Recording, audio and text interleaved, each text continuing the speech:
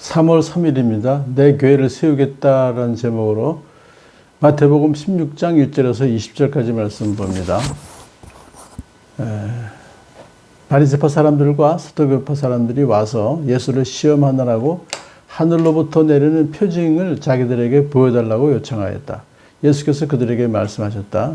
너희는 저녁 때에는 하늘이 붉은 것을 보니 내일은 날씨가 맑겠구나 하고 아침에는 하늘이 붉고 흐린 것을 보니 오늘은 날씨가 굳겠구나 한다.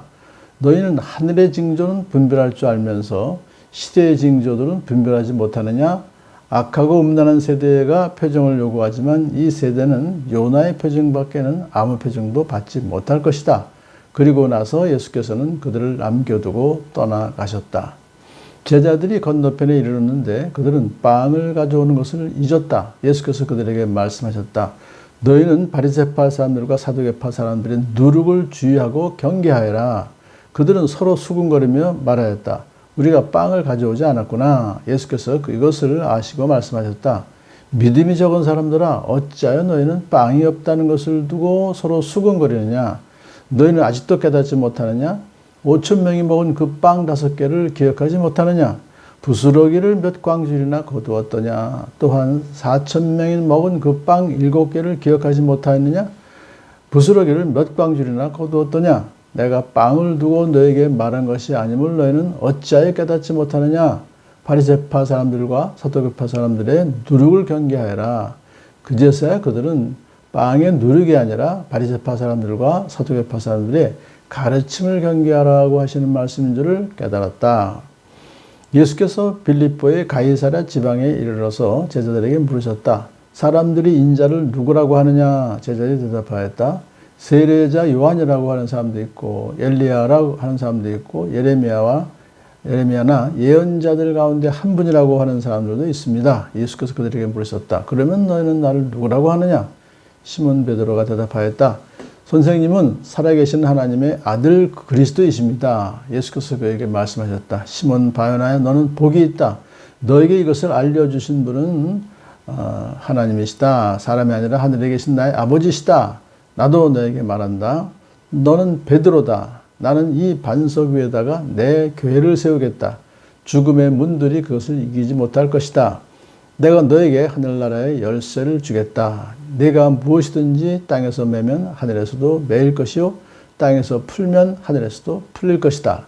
그때 예수께서 제자들에게 엄명하시기를 자기가 그리스도라는 것을 아무에게도 말하지 말라고 하셨다. 오늘 본문은 크게 세 사건이 연속되는 것인데요. 먼저 첫 번째 사건은 바리새파 사람들과 사두개파 사람들이 예수님을 시험하기 위해서 예수께 표징을 보여달라고 그랬어요. 하늘로부터 내리는 표징을 보여주시오. 이 시험은 광야에서 마귀가 예수님을 시험한 것과 같은 내용이죠. 예수님은 사실은 이미 수없이 많은 표적을 행하셨습니다. 그럼에도 불구하고 바리새파 사람들과 사두개인을 믿지 않았어요. 그러므로 여기서 표징을 보여달라고 하는 것은 예수님이 그리스도 메시아라는 걸 믿으려고 표징을 구하는 것이 아니라 오히려 시험해서 신성 모독죄로 몰아가려고 하는 의도로 그렇게 시험한 것이죠. 자, 예수님께서는 그들에게 너희는 하늘의 징조, 기후의 변화 같은 거는 잘 분별할 줄 알면서 시대의 징조들은 분별하지 못하느냐. 시대의 징조라는 것은 예수님이 오신 후에 새로 시작된 이제 그런 새 시대를 말하죠. 그것은 메시아의 시대가 왔다, 하늘나라가 왔다는 그런 것을 왜 분별하지 못하느냐 그런 뜻입니다. 악하고 음란한 세대가 표징을 요구하지만 이제 그들은 바리새파 사람들과 사두개인들 같은 그런 사람들이 악하고 음란한 세대입니다. 왜냐하면 예수 그리스도를 부인하고 회개하기를 거부하는 하나님 나라가 이미 왔지만 거기에 들어가기를 거부하는 자들을 말해요.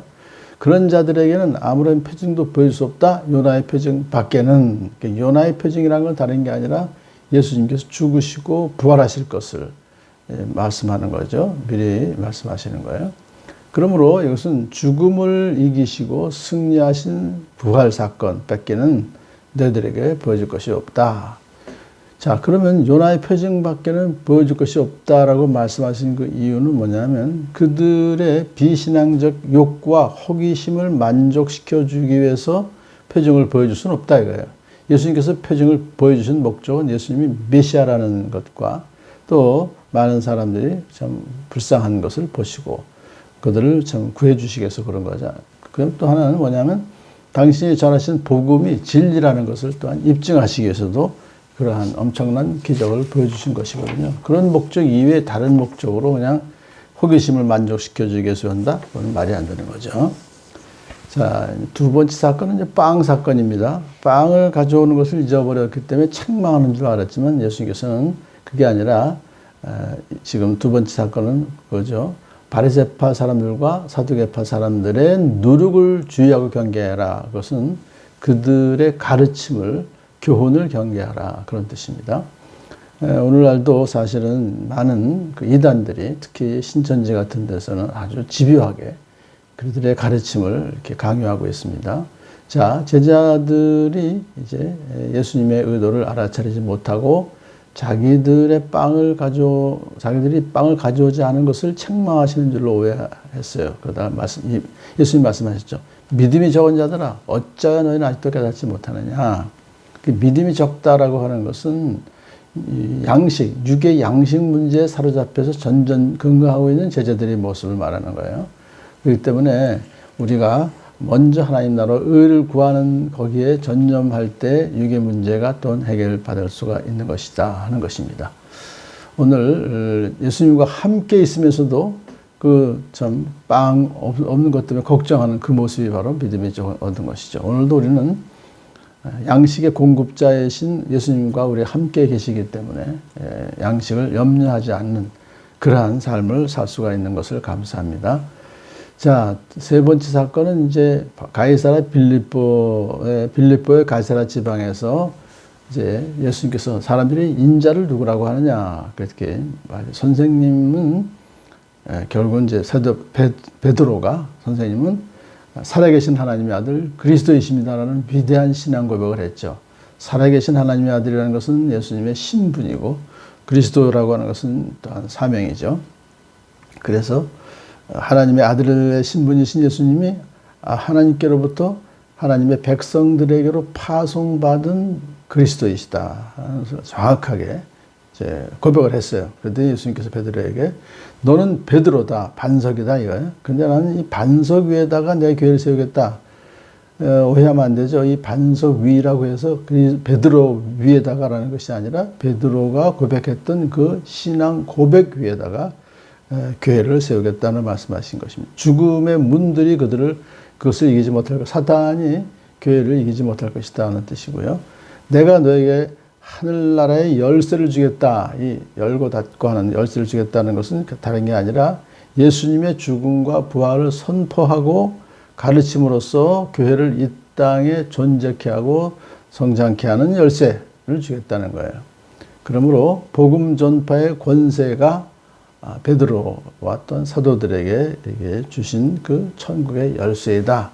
오늘도 우리는 천국의 열쇠를 받은 하나님의 자녀들이고 예수님의 제자들입니다. 그러므로 이 천국의 열쇠를 잘 활용해서 많은 이웃들을 하나님 나라로 인도하는 복된 하루 되기를 축복합니다.